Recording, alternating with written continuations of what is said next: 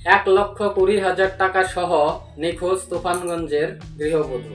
প্রিয় দর্শক, আমি বিক্রম, আপনারা দেখছেন বিরাট নিউজ ইউটিউব চ্যানেল। তো চ্যানেলে প্রথম হয়ে থাকলে অবশ্যই আমাদের চ্যানেলটিকে সাবস্ক্রাইব করে পাশে থাকা বেল আইকনটি প্রেস করে রাখবেন, এবং নিউজটি যদি আপনারা ফেসবুকে দেখে থাকেন তাহলে অবশ্যই আমাদের ফেসবুক পেজটিকে ফলো করে আমাদের পাশে থাকবেন। ঘটনাটি ঘটে তুফানগঞ্জের অন্তর্গত ধলপল 2 নং গ্রাম পঞ্চায়েতের 2য় খণ্ড সারজাইগির চিলাখানা এলাকায়।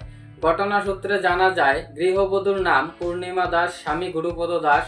14 জুলাই সোমবার দুপুরবেলা স্বামীর কাজের কিছু জমানো টাকা নিয়ে বন্ধন ব্যাংকে যাওয়ার নাম করে বাড়ি থেকে বেরিয়ে যান গৃহবধূ 9 বছরের কন্যা সন্তানকে রেখে।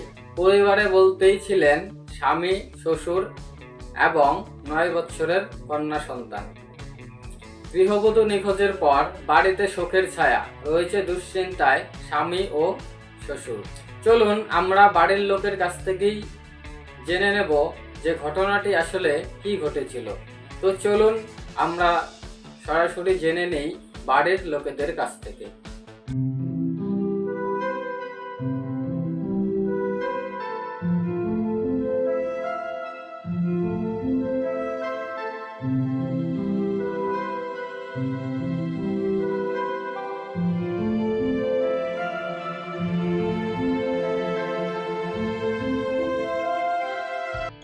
আপনার নাম? কল্পনা দাস। নিখোঁজ ব্যক্তি আপনার কি হয়? বউ ভাস্তা বউ। আর বরের নাম কি? গুরুপদ দাস। গুরুপদ দাস। আপনাদের ঠিকানাটা?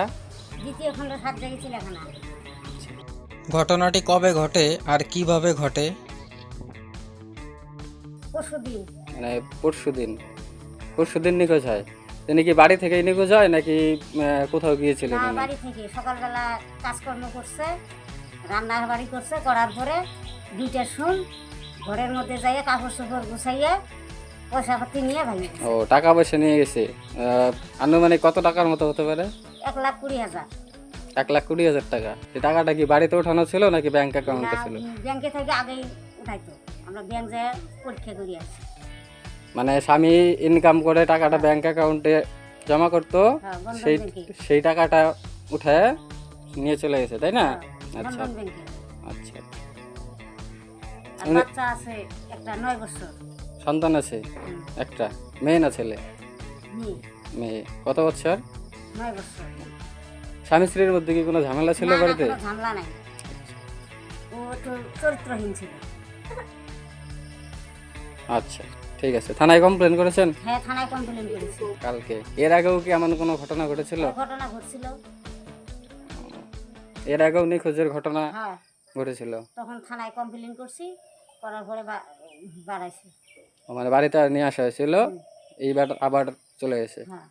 নিউজটিকে বেশি বেশি পরিমাণে শেয়ার করুন, যেন তারা তাদের গৃহবধূকে খুব শীঘ্রই ফিরে পায়। ধন্যবাদ, দেখা হবে পরবর্তী ভিডিওতে।